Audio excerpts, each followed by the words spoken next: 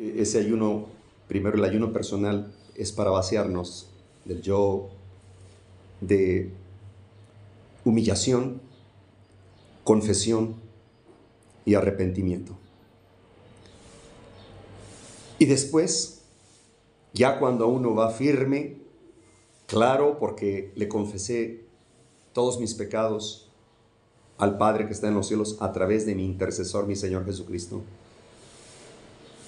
Ahora sí, mi alma está en paz. Voy a ayunar con los hermanos. Si hay matrimonios, el esposo tiene que hacer una lista de las faltas que le ha cometido a la esposa. Y la esposa también tiene que hacer una lista, pedirle a su esposo que le haga una lista de las faltas que le ha ofendido. Entre hermanos, seguramente recordamos cuando hemos ofendido a alguien. A veces algunas personas son injustas, porque cuando claman al Eterno y dicen, Señor, perdóname, si en algo te ofendí, perdóname, eso no es un arrepentimiento genuino. Claro que sabemos en qué le hemos ofendido, pero queremos disculparnos, o quizá no sentirnos tan culpables. Es muy importante vaciarnos, entregar el yo, vaciarnos de nosotros mismos. ¿Por qué? En Salmo 66, 18,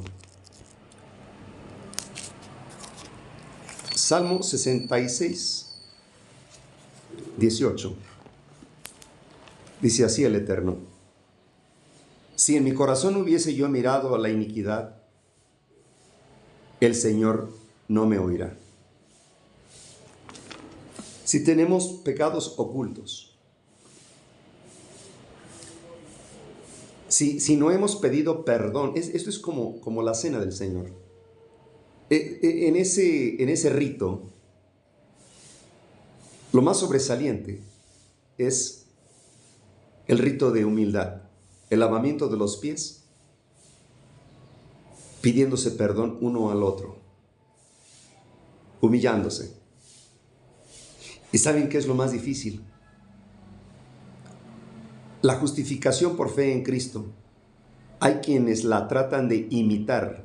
¿Cuál es la imitación? La justicia propia. Cuando uno oculta sus defectos, sus pecados, y aparenta ser un cristiano, pero de doble ánimo, dice Pablo, esos cristianos de doble ánimo, de doble vida. La sierva del Señor dice claramente que Satanás tiene muchos servidores, pero el que mejor le sirve es un cristiano de doble vida. Aquel que tiene la apariencia de bondad, pero el resto de la semana tiene mucha mundanalidad y da mal testimonio a los demás para que los demás no crean en nuestro evangelio. Adelante, ¿alguien quiere opinar?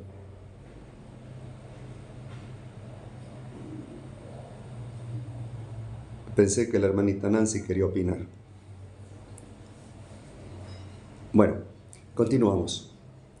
Entonces, nosotros debemos entregar todo. Y ahora sí, cuando entramos en grupo para ayunar, podemos hacerlo con mucha confianza, pero pero en armonía. En armonía. ¿Qué dice Isaías 58? El pecado de Israel. Nosotros somos el Israel espiritual. Dice, clama voz en cuello, no te detengas. Alza tu voz como trompeta y anuncia a mi pueblo su rebelión y a la casa de Jacob su pecado. Que me buscan cada día y quieren saber mis caminos, como gente que hubiese obrado justicia y que no hubiese dejado el derecho de su Dios. Me preguntan cuáles son los derechos de justicia y quieren acercarse a Dios. Porque dicen, ayunamos, no hiciste caso. Humillamos nuestras almas y no te diste por entendido. He aquí que en el día de vuestro ayuno halláis lo que queréis. Todos demandáis vuestras haciendas. He aquí que para contiendas y debates ayunáis, y para herir con el puño inicuamente. No ayunéis como hoy, para que vuestra voz sea oída en lo alto. Es tal el ayuno que yo elegí, que de día aflija el hombre su alma, que encorve su cabeza como junco y haga cama de saco y ceniza. ¿Llamaréis esto ayuno y de día agradable a Jehová? ¿No es antes el ayuno que yo elegí desatar las ligaduras de impiedad, deshacer los haces de opresión, dejar ir libres a los quebrantados y que rompáis todo yugo? ¿No es que partas tu pan con el hambriento y a los pobres errantes albergues en casa, que cuando vieres al desnudo lo cubras y no te escondas de tu carne? Entonces nacerá tu luz como el alba, y tu salvación se dejará ver presto, e irá tu justicia delante de ti, y la gloria de Jehová será retaguardia. Entonces invocarás, y oírte a Jehová, clamarás, y dirá él: heme aquí. Si quitares de en medio de ti el yugo, el extender el dedo y hablar vanidad, si derramares tu alma al hambriento, saciares el alma afligida, en las tinieblas nacerá tu luz, y tu oscuridad será como el mediodía. Y Jehová te pastoreará siempre en las sequías, hartará tu alma y engordará tus huesos, y serás como huerta de riego y como manadero de agua, cuyas aguas nunca faltan. Y edificarán los de ti los desiertos antiguos, los cimientos de generación y generación. Levantarás y serás llamado reparador de portillos, restaurador de calzadas para habitar. En resumidas palabras, el problema del Israel anterior, que es el mismo como el de hoy, es no tanto dejar de hacer el mal, sino comenzar a hacer el bien. Hay tantas cosas, instrucciones divinas que hemos descuidado, como ayudar a los pobres, a las viudas, a los ancianos, a los huérfanos. Nuestras oraciones se han convertido en las más egoístas porque solamente pedimos para nosotros.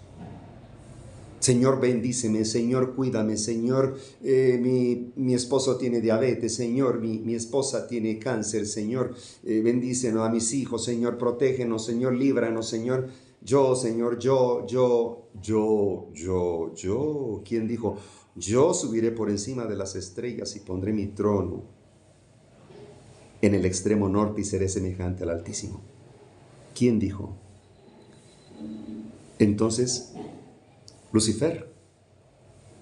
Cuando aprendamos a orar, la oración verdadera, genuina, la que le encanta a Dios, es cuando comenzamos a pedir, primero que nada, por arrepentimiento de mis pecados, estar en paz con el Eterno, con corazón puro y manos limpias.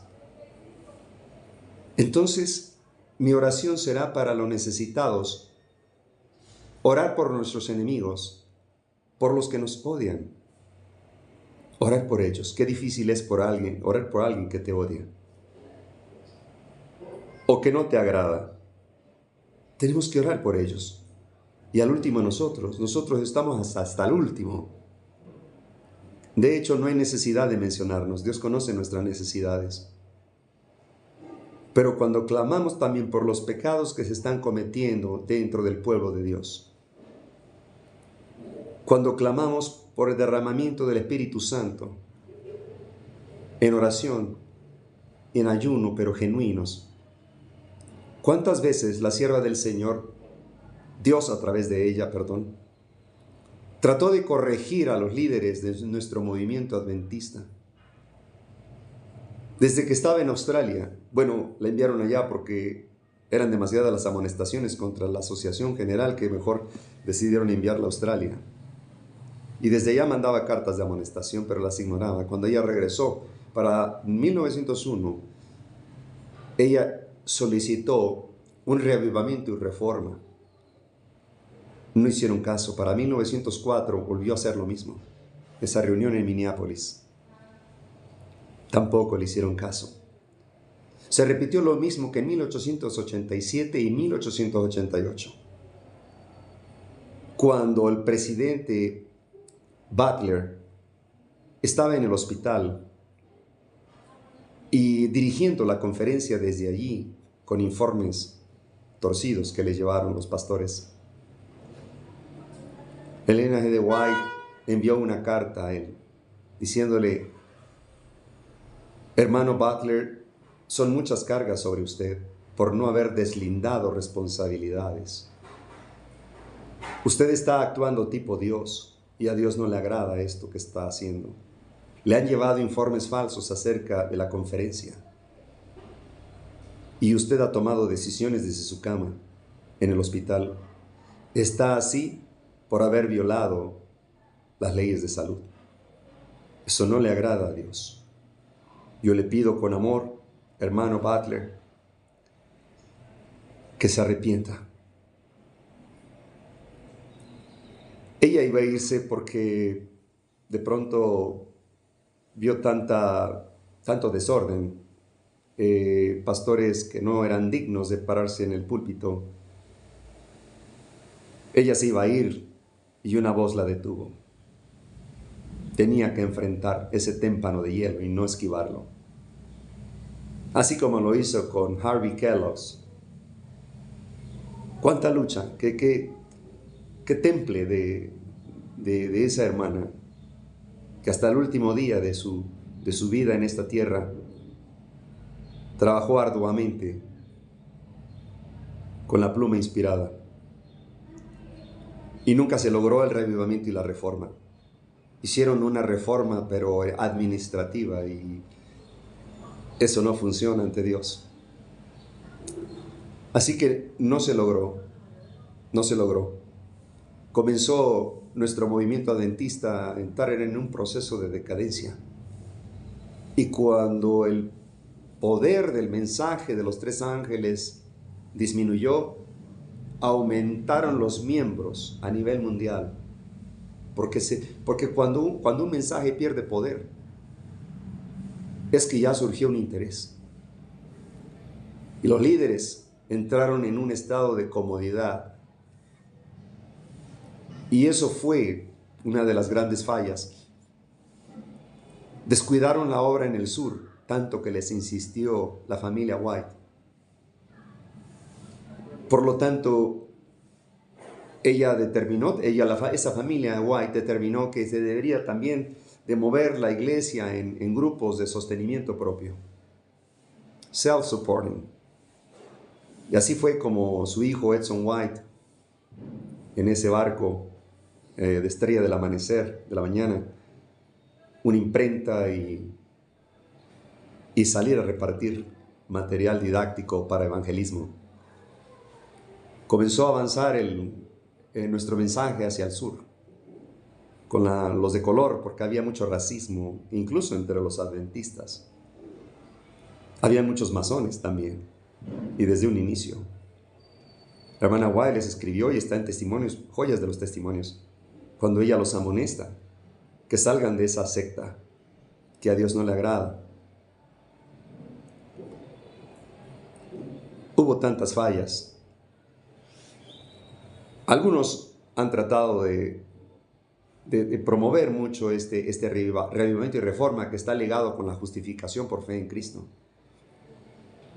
Porque rechazaron a Wagner y a Jones con este hermosísimo mensaje de la justificación por fe en Cristo.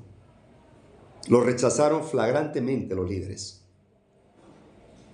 La hermana White sufrió mucho y por más que ella iba con esos 2 jóvenes para pararlos en el púlpito y respaldarlos, apoyarlos, había muchos prejuicios contra ellos.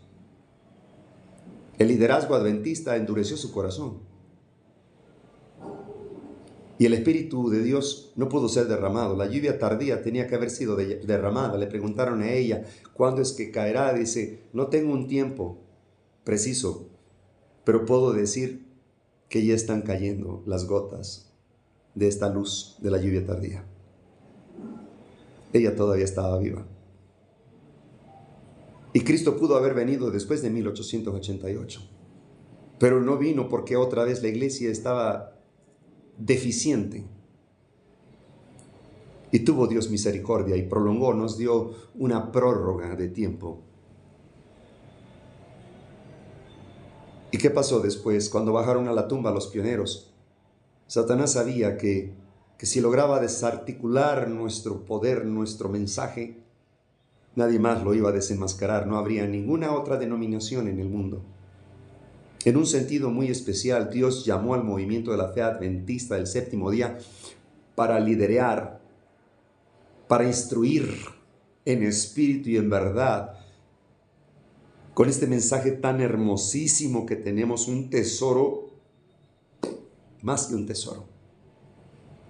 Con el brazo derecho de la reforma pro salud, que contiene la educación, la reforma del vestido, la vida en el campo, la dieta edénica. Cuando tengo la oportunidad de compartir esto con personas extrañas, se quedan pensando, este habla otro idioma. No fuimos a ser llamados al mundo cristiano nominal o cristiano contemporáneo, sino el verdadero cristiano, el de Jesucristo, el justo, el de los 10 mandamientos. Él, el que espera por nosotros una reforma y un revivamiento. Pero no va a suceder nada si no vaciamos el alma. Muchos determinan dejar de hacer lo malo, pero no están haciendo el bien. Cuando me pongo en algunos lugares, vías públicas, a repartir el conflicto de los siglos, siento un gran deseo de, no sé, siento como un calor, un fuego en mi corazón, de que se acerquen a mí. Y cuando se acerca uno, dos, comienzo a platicar y sin sentirlo, sin darme cuenta, ya hay 6, 7 escuchándome en vía pública. Pero sus ojos están me miran de una manera de sorpresa. Cuando les hablo acerca de este mensaje de los 3 ángeles, de Daniel y Apocalipsis, del nuevo orden mundial, de la Torre de Babel, y cómo es que ahora se ha casi terminado la Torre de Babel espiritual, simbólica, el control absoluto, y me dicen, esto no lo había escuchado. Se acercaron unos abogados y dice, me llamó la atención porque mencionas ahí, cuando hay unión iglesia y Estado es el fin de la democracia. Y le dije, sí, licenciado, usted debe de saberlo. ¿Por qué les enseñaron en su carrera Código de Derecho Canónico? Es la ley moral del Vaticano, del papado. Y la otra, mutilaron los artículos constitucionales que acreditaban nuestras garantías individuales. Nuestras libertades civiles no son derechos. El derecho es una condición judicial. La libertad está basada en los artículos primeros de cada constitución, en la cual somos libres de expresión, de adoración, de convicción moral. Y hoy en día no la hay, porque la iglesia se ha unido al Estado, se han prostituido. Y ahora resulta que los líderes políticos se vuelven evangelistas. Se oye agradable, ellos pueden tener la religión que quieran, pero no inmiscuirla con el Estado y la iglesia. Si cada uno de nosotros pusiera ese granito de arena, de salir y repartir estos hermosos libros como hojas de otoño, podríamos alcanzar muchos más. Si ese ayuno hubiera sido acompañado de una obra evangelística que te revive, que te anima, que te hace sentir ese deseo de seguir a Cristo y decir, Señor, ¿verdad que esto te agrada que yo haga? Sí, me diría, sí. Si cada adventista en el mundo hiciera esto, por poco que sea en la distancia y en el tiempo, esto podría alcanzar almas para Cristo. El conflicto de los siglos es un libro completo del pasado, presente y futuro, y me atrevo a decir que después de la Biblia es el conflicto de los siglos. Qué hermoso habla del juicio, el juicio investigador. Y en el juicio investigador está claramente determinado los requisitos que Dios exige para la familia celestial. Cuando ayunamos, es un nacimiento de nuevo, es renovar el pacto con el Eterno, es una entrega en un proceso de santidad. Y la santidad es una entrega interna y externa de nuestro ser. Es una hora al instante, cada minuto, cada hora, cada día, como el aire que respiramos. Ese es el ayuno. Es como otro bautismo. Pero es un ayuno especial que se supone que ya no retrocedemos otra vez, porque hemos hecho un pacto con el Eterno. Y más que un perdón pedir perdón con los hermanos, con los que nos rodean, con los que hemos ofendido, estar en paz con ellos, pero sobre todo agradar más a nuestro Padre Celestial. Leo de Mensajes Selectos, tomo 1, capítulo 16, exhortaciones a lograr en un reavivamiento. Hay que recordar que el reavivamiento es espiritual, es fortaleza espiritual, una entrega total, muerte al yo, nacidos nuevamente en Cristo, contemplando a nuestro Señor Jesucristo, sus heridas por las que fuimos nosotros redimidos, invitados, porque hoy muchos están predicando que si crees en Cristo ya eres salvo. Nadie es salvo todavía. El que lo determina es el juez del Supremo Tribunal del Universo. Nosotros no. Nosotros somos pecadores y debemos afligir nuestras almas. La mayor y más urgente de todas nuestras necesidades es la de un reavivamiento de la verdadera piedad en nuestro medio. Procurarlo debiera ser nuestra primera obra. Debe haber esfuerzos fervientes para obtener las bendiciones del Señor. No porque Dios no esté dispuesto a conferirnos sus bendiciones, sino porque no estamos preparados para recibirlas. Limpiaos los que lleváis los vasos de Jehová. Todos somos llamados al sacerdocio, todos.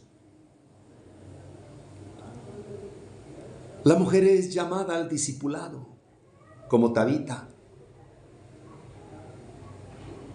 El varón es llamado al sacerdocio.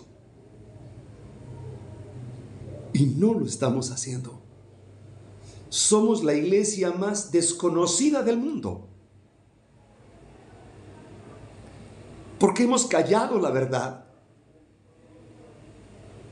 Porque hemos aparentado entre los vecinos, entre los compañeros de trabajo, entre las amistades que nos rodean, hemos aparentado. No hemos dado testimonio. En el juicio investigador declara el Señor, declara el Espíritu de profecía, que Dios está considerando cada tiempo perdido, cada oportunidad despreciada. Te llevó un taxista, alguien que se sentó cerca de ti y nunca supo que tú creías en Cristo. Nuestro Padre Celestial está más dispuesto a dar su Espíritu Santo a los que lo piden que los padres terrenales a dar buenas dádivas a sus hijos. Sin embargo, mediante la confesión, la humillación y el arrepentimiento, tres pasos sencillos y humildes, pero que tienen que nacer de nuestra voluntad, de fondo, de dentro. A veces tenemos solamente un remordimiento de conciencia, pero eso no es suficiente.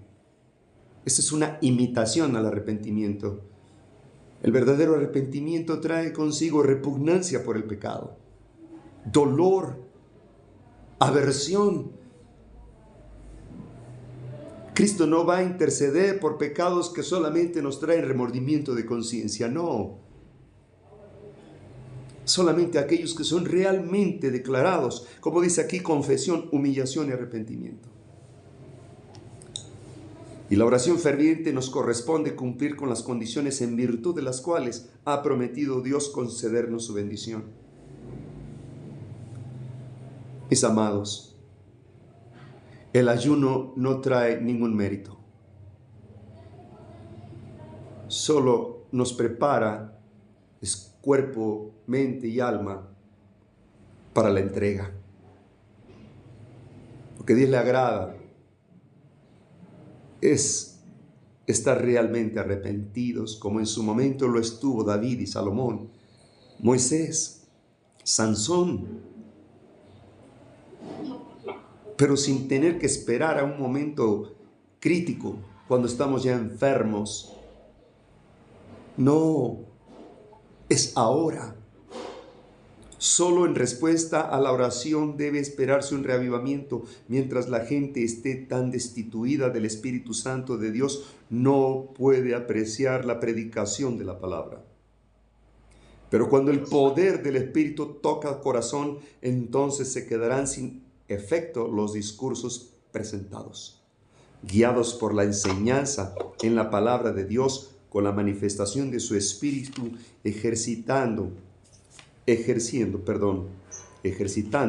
un santo juicio. Oiga, niño, ¿usted sabe emplear esto? Los que asisten a nuestras reuniones obtendrán una experiencia preciosa y al volver a su hogar estarán preparados para ejercer una influencia saludable. Cuando alguien se pone un perfume caro y abraza a alguien, se le queda impregnado. Cuando alguien trae el perfume del Espíritu Santo y platica con alguien, sabe que está impregnado del Espíritu de Dios. Y por eso Daniel no fue devorado por los leones, porque él no olía a carne, olía a Espíritu Santo. Por eso no lo comieron. Saben, en el altar del incensario, en el santuario terrenal, cuando se le ponía incienso, en sí es simbólico, porque el verdadero incienso, el verdadero aroma delicioso, fragante, una fragancia sublime, son los méritos de Cristo. Son los méritos de Cristo. Y cuando alguien desea agradar al Eterno, no tenemos méritos, sino tienen que estar implantados en nosotros los méritos de Cristo. Los que fueron portestandartes antaños sabían lo que era luchar con Dios en oración y disfrutar del derramamiento de su Espíritu. Lo entendió Juan Hus. Sí, murió cantando. Lo entendió Martín Lutero, seguro. Tuvo cierto temor como humano cuando enfrentó la dieta de Spira y Worms. Todos contra él. Pero ¿qué tal Daniel y sus amigos? Qué hermoso testimonio para nosotros. Qué ejemplo cuando los demás adventistas de esa época, de Azarías, Ananías y Misael frente a Nabucodonosor y el horno de fuego, cuando los demás adventistas estaban postrados, seguramente secreteándole a Azarías, Ananías y Misael, póstrense por el bien de sus vidas. Dios conoce los corazones, Él sabe que estamos en peligro. Azarías, Ananías y Misael solo ignoraron estas palabras de Satanás. Venían de Satanás, como cuando Pedro le dijo, maestro, no tienes que pasar por ese camino de dolor. ¿Qué le dijo Jesús? Apártate de mí, Satanás, me eres piedra de tropiezo, no comprendes las cosas espirituales. Porque las cosas espirituales se disciernen espiritualmente. Tú estás pensando de manera material. Y mientras nosotros sigamos pensando de manera material, no vamos a llegar a ningún lado. Incluso Pablo menciona en 1 Corintios capítulo 13. Me gustaría Me gustaría entrar ahí. Qué hermoso tema da Pablo, 1 Corintios 13. Nosotros tenemos un equivocado concepto acerca del amor. Dice el diccionario que amor es sentir, ¿cómo se dice? Tener buenos deseos hacia alguien. Los griegos interpretaban mejor. Le llamaban el amor espiritual el amor ágape. Y el amor carnal, el eros, el erótico. Y así determinaban ellos, se dividían los dos tipos de amor. El amor humano y el amor divino. Y el amor divino está muy representado por las madres, que cuando sus hijos ya de grande les reprochan que no es su madre, ellas lo siguen amando. Es muy parecido al amor divino, el amor de muchas madres que aman a sus hijos y que no importa que las rechacen, las maltraten, las ofendan los hijos, ellas siguen amando a sus hijos. Dice aquí Pablo, carta a los Corintios, dice, si yo hablase lenguas humanas y angélicas y no tengo amor, vengo a ser como metal que retiñe o címbalo que retiñe. ¿Qué quiere decir Pablo? Es decir, ¿de qué me sirve hablar palabras divinas, angelicales, pero no tengo el amor espiritual? Ese amor que nunca deja de ser, dice. Versículo 2 dice, y si tuviese profecía, miren qué interesante. Quiere decir que se vuelve a repetir la misma historia en las Sagradas Escrituras, desde que salieron nuestros primeros padres del Edén. Siempre, siempre, siempre la mayor parte del pueblo de Dios se pierde. Siempre la mayor parte del pueblo de Dios se pierde. ¿Por qué? Porque confiaron en sí mismos. Porque prefirieron espaciarse en el pecado de un momento, de un deleite temporal. Dice la sierva del Señor que Moisés tuvo la sabia decisión de no ceder a un pecado en un ambiente temporal. Todo lo terrenal es temporal. Como dice el himno, antes que ser rey de cualquier nación y en pecado gobernar, prefiero a mi Cristo. Cuando nosotros, en vez de mirar cuerpos, personalidades, figuras, ¿por qué no mejor los miramos en términos de almas? Porque cuando miramos cuerpos, figuras, rostros,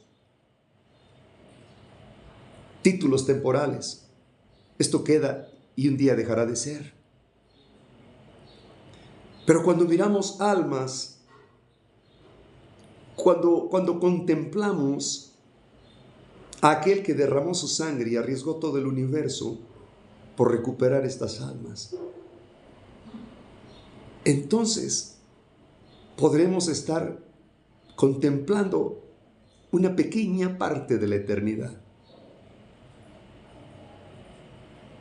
Y estaremos contemplando esto de manera espiritual. Versículo 2. Y si entendiese todos los misterios y toda la ciencia, y si tuviese, esto me sorprendió mucho cuando lo leí una vez con el corazón, con el espíritu. Dice, si tuviese toda la fe. No dice algo de fe, dice, si tuviese toda la fe. Esto es sorprendente. Pero Pablo, ¿qué me quieres decir? Sin fe es imposible agradar a Dios. Y tú me estás diciendo que si yo tengo fe, dice, me diría Carlos, si tú crees solamente en Dios, claro, puedes declarar la fe. Pero si no haces lo que Cristo hizo, si no comprendes y aceptas lo que significa nacer de nuevo, morir al yo, ¿cuántos son bautizados y enterrados vivos? y salen otra vez del bautisterio vivos. No murió el show. Martín Lutero dijo claramente un día: el día que fui bautizado no sabía que este malvado sabía nadar, y ahora tengo que matarlo todos los días. Eso es una lucha diaria. No es nada más un momento espontáneo. No es solamente una reacción sentimental o por un miedo a un juicio. Si tuviésemos fe como un grano de mostaza, ¿qué ocurre en un grano de mostaza? ¿Qué cabe en un grano de mostaza? Nada. Entonces se determina que la fe es un principio, no necesita un lugar ni un espacio. Esa semilla no se echa a perder y da un árbol grande. Y cuando sembramos esa semilla, permitimos que el Espíritu de Dios la siembre en nosotros. Crece como un gran árbol y da frutos para vida eterna. Porque el árbol que no da frutos, ¿qué dijo nuestro Señor Jesús? Es cortado y echado a la lumbre. Así que podemos ser engañados solamente por un sentimiento de aparente fe. Creer no es suficiente, porque creer es una idea. Y la fe de Jesús es un principio. La fe de Jesús no es un librito, no es una lección material, física, lectura, no. La fe de Jesús es la plena confianza de salvación, del poder de salvación por medio en nuestro Señor Jesucristo,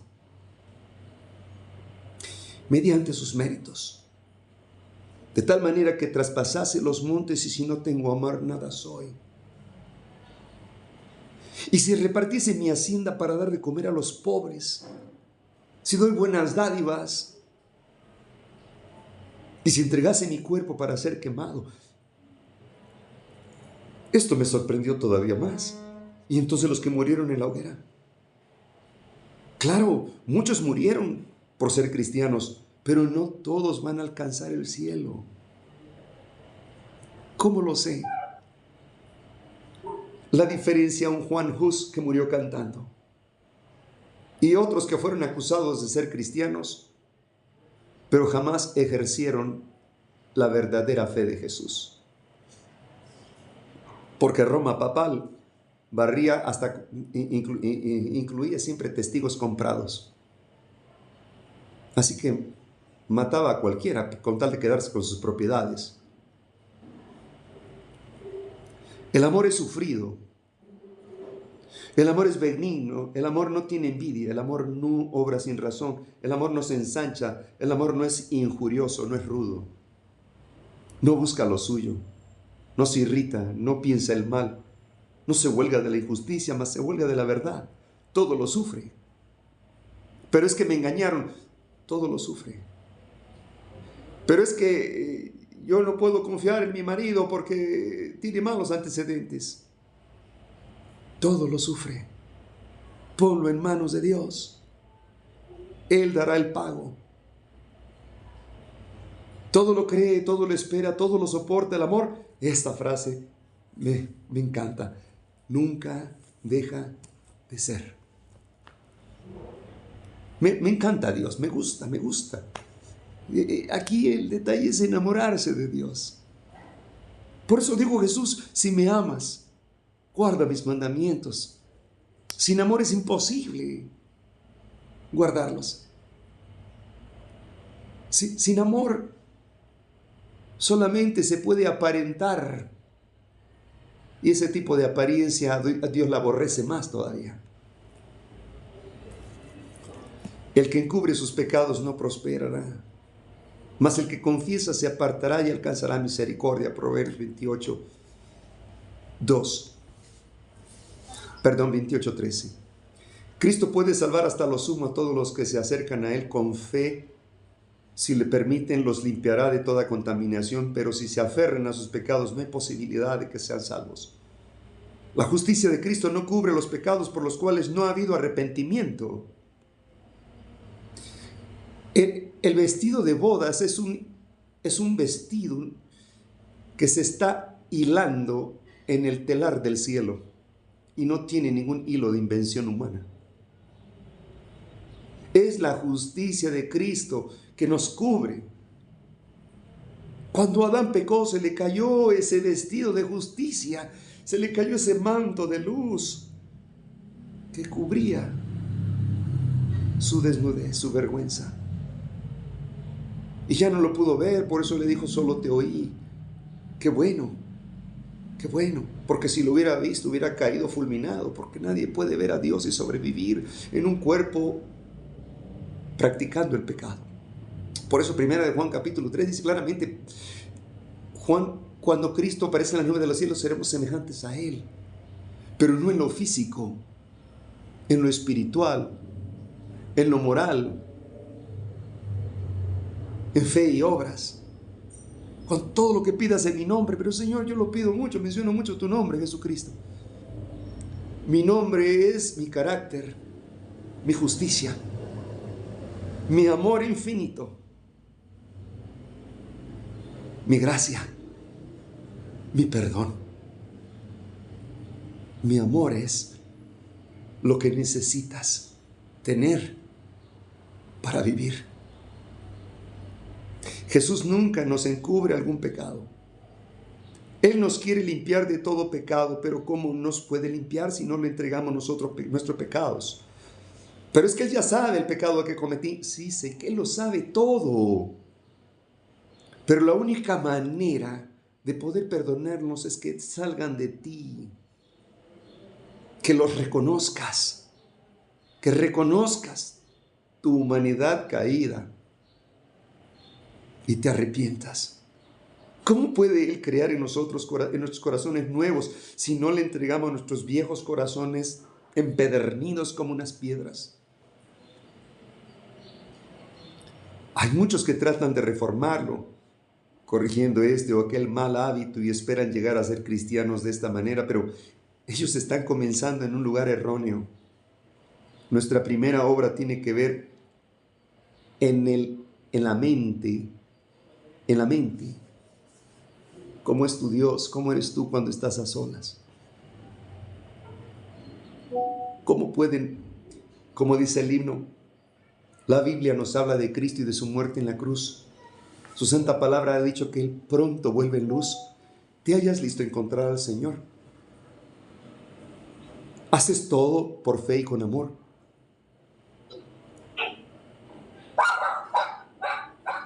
Y lo que más me gusta, ¿pueden otros a Cristo en ti ver?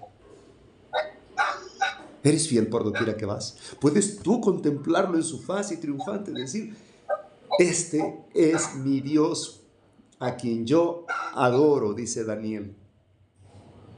No en quien yo creo solamente, no en quien yo confío nada más, a quien yo adoro. Por eso dice, Señor, dame, hijo mío, tu corazón, Proverbios 23, 26, pero cuando dice corazón se refiere a la mente, a los pensamientos, porque la mente es la capital del cuerpo. Hay muchos que reciben trasplante del corazón y siguen amando. El amor espiritual proviene de esa fuente divina que es Cristo Jesús, Señor nuestro. Debemos dar a Dios todo el corazón, toda la mente, o de otra manera, el cambio que se ha de efectuar en nosotros y por el cual hemos de ser transformados conforme a su semejanza, jamás se realizará. Por naturaleza estamos enemistados con Dios. Estamos enredados fuertemente en los lazos de Satanás, por el cual hemos sido apresados para hacer su voluntad. Porque cuando alguien es conquistado o sometido, no tiene voz ni voto ni opinión. Tiene que sujetarse a obedecer. Ya para el pecado y muerte, o ya para la verdad y la vida. Dios quiere que seamos Dios quiere libertarnos, pero puesto que esto demanda una transformación completa y la renovación de toda nuestra naturaleza, debemos entregarnos a Él enteramente. La guerra contra nosotros mismos es la batalla más grande que jamás hayamos tenido. Tu peor enemigo no es el diablo. No, pobre diablo, no sabe amar. Dios le neutralizó, no puede hacernos nada. Tenemos nosotros que acceder, nosotros tenemos que permitirle. ¿Y cuántos de nosotros le permitimos mediante el egoísmo, mediante los celos, la rivalidad, la envidia? Y si no, acaso no manifestamos estas desviaciones malas. Pero nos puede pasar lo mismo que al pueblo hebreo en Isaías capítulo 1. Dejaron de hacer el mal, pero se olvidaron de hacer el bien. El rendirse a sí mismo, entregando todo a la voluntad de Dios, requiere una lucha diaria. Mas para que el alma sea renovada en santidad, debe someterse antes a Dios. Que dijéis, todo dejemos cuanto a la pasada manera de vivir, al viejo hombre que está viciado conforme a los deseos del error, a renovarnos en el espíritu de su mente, vestir el nuevo hombre que es criado conforme a Dios en justicia y en santidad de verdad. Efesios 4:22. La vida del cristiano no es una modificación o mejora de la antigua, sino una transformación de la naturaleza. Se produce una muerte al yo y el pecado y una vida enteramente nueva, nuevos pensamientos, nuevas actitudes, nuevos deseos. Te vas a dar cuenta inmediatamente, porque hasta pierdes familiares, pierdes amigos. Cambia todo en tu vida. Conozco hermanos que abrazaron este mensaje. Y una hermana que abrazó este mensaje con tanto ahínco, con tanto anhelo, guardando el Santo Sábado. Y su familia son de los testigos que dicen ser de Jehová.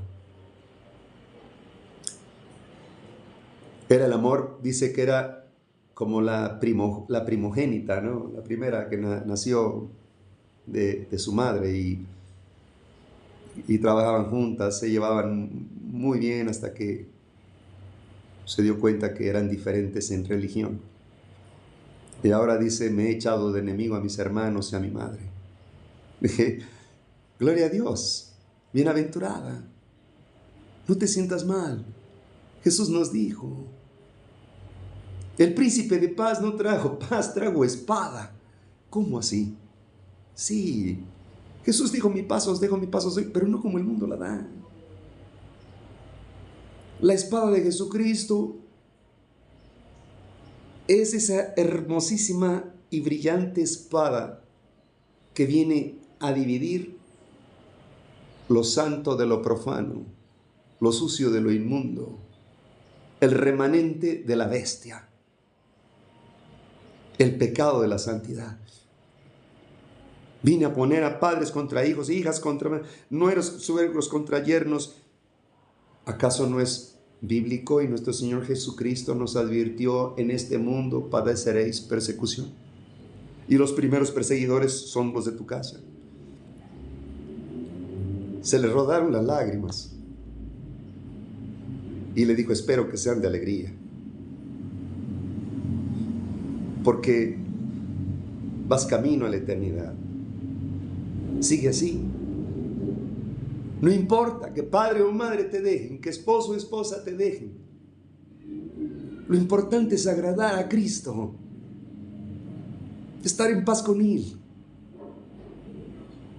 Todo lo puedo en Cristo que me fortalece. Lo que antes consideraba en ganancia, hoy lo considero en pérdida. Por amor. Tienes que enamorarte de Cristo. Tienes que amarlo primero. Tú no puedes ser fiel si no le amas.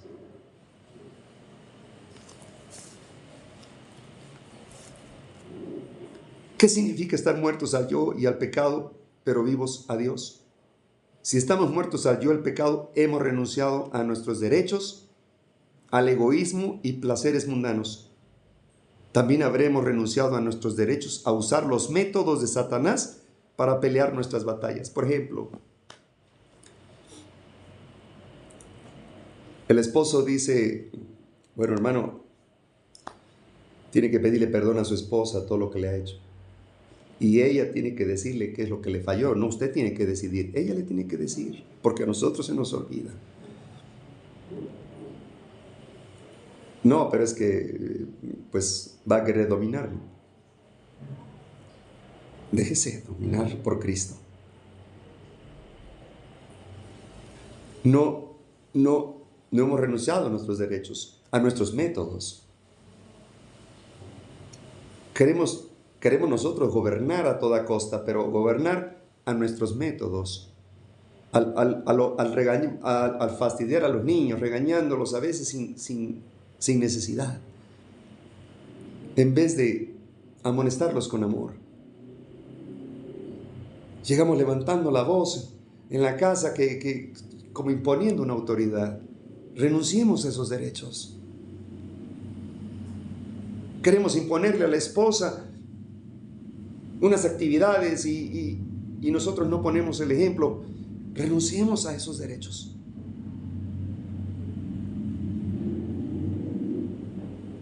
Esos métodos no funcionan.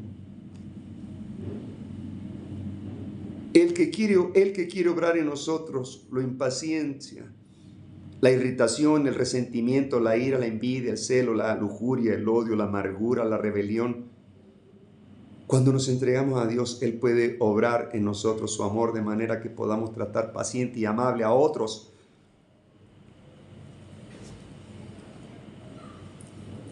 Los mismos celos a veces mal infundados. El estar buscando un motivo, una prueba de que a lo mejor me es infiel. Deja en paz eso. Te está acabando. La entrega a Cristo es dejarlo a Él como juez. Él dice, mía es la venganza, yo daré el pago. Si tu marido te ha sido infiel, si tu esposa te ha sido infiel, no apliques tus métodos. Solo el asunto es entre tú y yo, dice el Señor.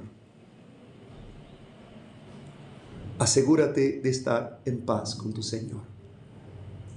La vida no la tenemos comprada. La gente está muriendo hasta por muertes súbitas, muertes espontáneas. Y a veces por accidentes, sin temerlo ni deberlo. Ocurre algo. Voy a leer aquí un poco más de mensajes selectos. Hay personas en la iglesia que no están convertidas y que no se unirán a la oración ferviente y eficaz. Debemos hacer la obra individualmente. Debemos orar más y hablar menos. Abunda la iniquidad y debe enseñarse a la gente que no se satisfaga con una forma piedad, sino espíritu ni poder. Si somos asiduos en el escudriñamiento de nuestro corazón, si nos liberamos de nuestros pecados y dejamos de lado nuestras malas tendencias, nuestras almas no se elevarán a la vanidad, desconfiaremos de nosotros mismos, al comprender siempre que nuestra suficiencia es de Dios. Dice Testimonios para Ministros, hay peligro de agradarnos a nosotros mismos. Y hermanos, lo que acabo de leer, lo que acabo de mencionar, cuando dice, nuestro peor enemigo es el yo, no es Satanás, no es el que me odia. Va dentro de mí. Y saben, el pecado nos separa de Dios. Pero el pecado a veces ya no nos es tan repugnante a veces porque estamos tan acostumbrados, tan habituados. Es por eso la reforma, quitar esos malos hábitos. Que a veces ya nos sentimos. El pecado llega a ser a veces adictivo. Nos volvemos esclavos del pecado. Complace la carne, pero es temporal. Es temporal. Y cada vez mancillamos más nuestra alma. al permitirlo, con malos pensamientos. Tenemos que trabajar en la mente, tener pensamientos como si estuviéramos ya en medio de una hueste angelical entonando himnos al Eterno, y que nuestras mentes sean igual a la de ellos. ¿Podríamos permitir, si fuera posible, que nuestros pensamientos se reflejaran en voz alta? ¡Wow! Esto está de pensarse. Es ahí donde tenemos que trabajar. Satanás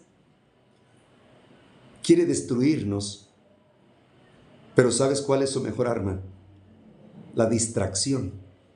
La distracción nos distrae para perder tiempo y luego nos siembra dudas. Oh, es experto en sembrar dudas. Debemos de orar más. Cuando Daniel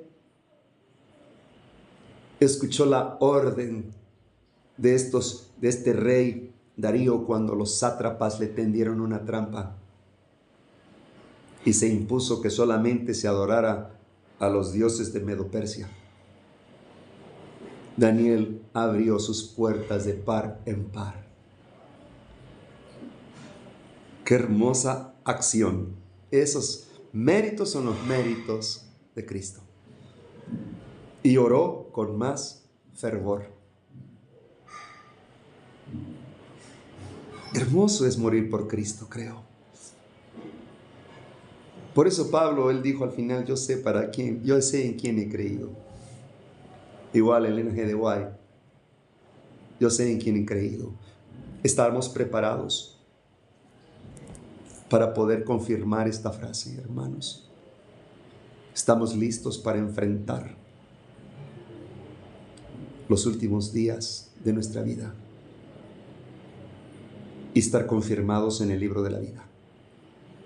Que aunque no lo sabemos, quién está y quién no está, o quién será borrado, porque el día que aceptamos a Cristo, Dios nos escribió nuestros nombres en el libro de la vida, y por pecar no nos borra, pero se acumulan en el libro de las memorias, y no serán borrados sino hasta aquel día, el cierre de la gracia. Perdonará los pecados pasados y no se acordará más cuando llegue el refrigerio. Mientras tanto, Dios registra cada pensamiento, cada palabra ofensiva, cada acción, cada pérdida de tiempo y de oportunidades. Cuando tenemos la oportunidad de salir y compartir estos hermosos libros del conflicto de los siglos a quien no conoce. Oh, hermanos, si hiciéramos esta obra, por lo menos. Pero tienes que leerlo porque te van a preguntar. Me han preguntado, ¿y de qué trata ese libro? ¿Cómo no? A ver, vamos a empezar desde el año 70 después de Cristo y comienzo a platicarles. Está bien, suena interesante. Claro, es sorprendente este libro. Hermanos, el tiempo se acaba. La única profecía que falta por cumplirse es la ley dominical. Eso es todo, y esa es la abominación desoladora de la cual habló el profeta Daniel. El que lea entienda. Estamos a punto de culminar Daniel 11:44. Falta poco. Ya el 45 es cuando ya el papado, el rey del norte, ya consolidó a todo el mundo en puntos comunes de doctrina, un solo sistema monárquico mundial, una ley dominical impuesta, y ya sabemos que León XIV, estadounidense, y no es coincidencia que las dos bestias sean del mismo país que tenía dos cuernos de cordero y habla como dragón. Impresionante cumplimiento profético. Señor, digo, tremenda sabiduría. Tú lo sabías. Nos lo dijiste. Y ahora se está cumpliendo. Conforme fueron llegando los papas, Juan Pablo II, Benedicto a la Casa Blanca, Francisco al Senado, donde se hacen las leyes. El intento, la propuesta de ley de Sylvia Allen en Arizona, la propuesta por el Departamento de Educación en Texas para imponer los 10 mandamientos, pero con el domingo sabático. Es una trampa. El falso profeta se ha declarado. Es Estados Unidos, pero también aquellos protestantes que se han dado la mano a través del abismo con la bestia y el dragón. Las bestias y el dragón. 3 espíritus a manera de rana. El dragón, la bestia y el falso profeta. 3 mensajes angelicales en Apocalipsis 14, de 6 al 12, que no los estamos viviendo ni declarando. Oh, hermanos, el tiempo se acaba. Vamos en contra del reloj. Este es el tiempo del fin. El fin del tiempo fue el 1798. Este es el tiempo del fin. Saben, en octubre seguramente se desaparece el dinero. Si no lo hacen en este, el siguiente. Pero para poder dominarnos, el dinero, el efectivo, es anónimo. O sea, nos permite el anonimato, ¿no? Nos permite individualidad. Pero una vez transformado en sistema electrónico, ya no. Porque ahora ellos van a decidir si nos venden o nos compran. Nos van a clasificar como ciudadanos subversivos. Y no nos van a vender nada. Y ahí se aplica esto. Estamos entrando en el pequeño tiempo de angustia, donde pronto va a haber mártires, donde pronto nos encontraremos en calabozos, pero ahí serán templos de adoración al Eterno, como en el pasado. Es la última tribulación. Tenemos que prepararnos. El sello de Dios no es visible. Es un afianzamiento en Cristo Jesús. Es depender de Él en espíritu, cuerpo y alma. Es trabajar para Él.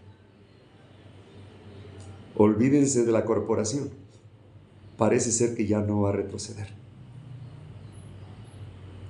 Van de mal en peor. Y a nosotros no nos hace adventista ninguna asociación general, sino nuestro Señor Jesucristo, y nos dijo: retén ese nombre hasta que vuelva. Así que seguiremos siendo de la fe adventista del séptimo día con mucho honor. Y esta verdad presente se defiende con hechos, no con palabras solamente. El tiempo está cerca. Es bueno el ayuno, pero es mejor el arrepentimiento, la confesión y la humillación. Eso es la esencia del ayuno. Porque si no hay esto, es simplemente ayuno terapéutico. Nada más. Y no pasó del techo. Tiene que subir como incienso agradable, respaldado por los méritos de Cristo. Ese es el perfume más sublime del universo. Preparémonos. El tiempo está cerca. Tenemos cita bajo el árbol de la vida. Ya la mesa está servida. Es una mesa de plata que mide kilómetros. Y podremos vernos, si lo logramos, mirarnos como si estuviéramos viéndonos aquí cerca. Llegarán los que no pensamos que iban a llegar. Y no llegarán los que pensamos que iban a llegar. Allí estará Adán, el primer Adán. nuestro primer padre y Eva. De pronto llega el segundo Adán con la corona en las manos para colocarla sobre las sienes del primer Adán, pero el primer Adán dice que no lo merece, porque echó todo a perder y cae de rodillas ante Jesucristo. Y nuestro Señor Jesús lo mira con ternura y lo levanta. Y le da el abrazo más hermoso y más sincero con amor que se haya dado en el universo. Le pone la corona en sus sienes. Adán no puede sostener la mirada a sus ojos de Jesús. Está avergonzado. Nuestro Señor Jesús le muestra sus cicatrices y le dice: está pagado todo. Mira a tu alrededor y ve la gran muchedumbre y ve los 144,000. Y dice: ¿y estos? Son tu descendencia, Adán. Son los que mi Padre me dio. Son los que quisieron venir. Son los que aprovecharon nuestro plan de redención. Ahora aquí, unidos todos, disfrutemos de esta deliciosa cena. ¿Y quién nos va a atender? ¡Qué honor! ¿El mismo Redentor? Sí. Ahí se ve el río que pasa como por el medio de un árbol que parecen dos, pero pasa por abajo de ese árbol frondoso, hermoso, grandísimo, con frutos diversos. ¡Oh! Esto es solamente un esbozo pequeño de lo inmenso que hay allá arriba, esperándonos. Mis amados hermanos, es hora de volver a casa. No somos de aquí, somos peregrinos. Somos embajadores, y un embajador no es de donde vive. Y si somos embajadores, tenemos que representar el reino de los cielos con fe y obras, con hechos y palabras, con una fe inquebrantable. Por eso muchos se van a convertir. Quizá no los vemos ahorita y a veces se desaniman algunos hermanitos, pero son como las estrellas. En el día no los podemos contemplar, pero ahí están hasta que llega la noche. Hermanos, hay que prepararnos. El tiempo está cerca. Solo falta la ley dominical y ya está la propuesta en el Senado. Y no va a ser difícil porque los 9 jueces ahora son católicos de Estados Unidos.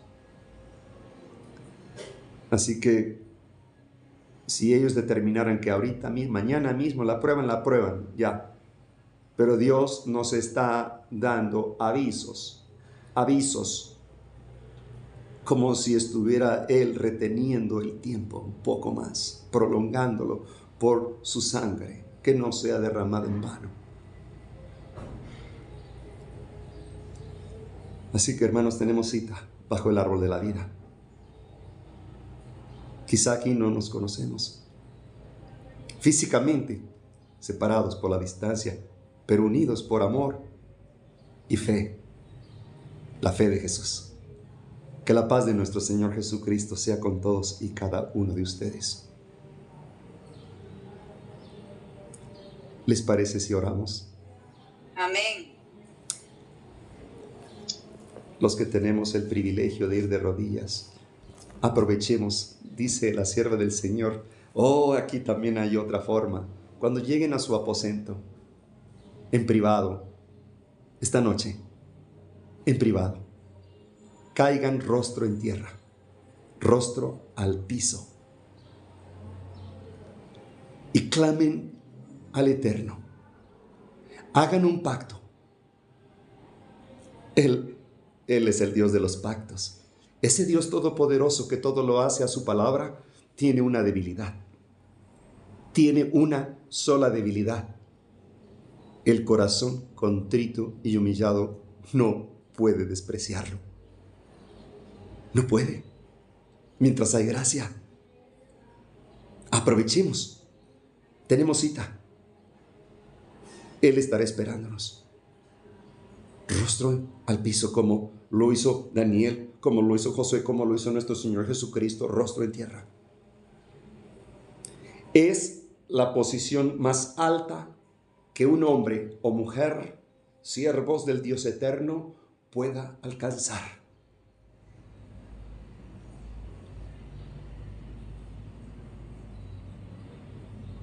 Tenemos una cita, también hoy. Pero mientras eso ocurre, oremos para dar gracias al eterno y sublime. Vayamos en oración.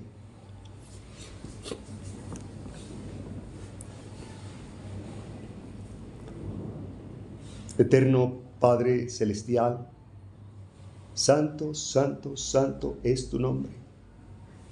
Señor, no somos dignos de ti. Hemos pecado contra ti. Hemos descuidado tu mensaje. Hemos perdido mucho tiempo. Y ahora que el tiempo se está terminando, rogamos, Padre, en tu amor, no nos desampares. Ten misericordia, Padre. Ten misericordia. Somos el pueblo de la Odisea, tú lo profetizaste. Hemos sentido que no teníamos necesidad de nada, pero tenemos necesidad de ti. Solo tú tienes palabras de vida. Limpia nuestros vasos, Señor. Límpianos con la preciosa sangre de nuestro amado Jesucristo. Prepáranos, Señor. Queremos el delicioso refrigerio de tu lluvia tardía.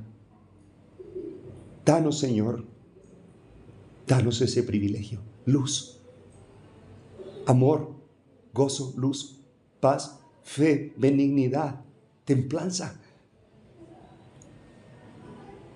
Porque estamos bajo la gracia, Señor, pero juzgados por tu santa ley.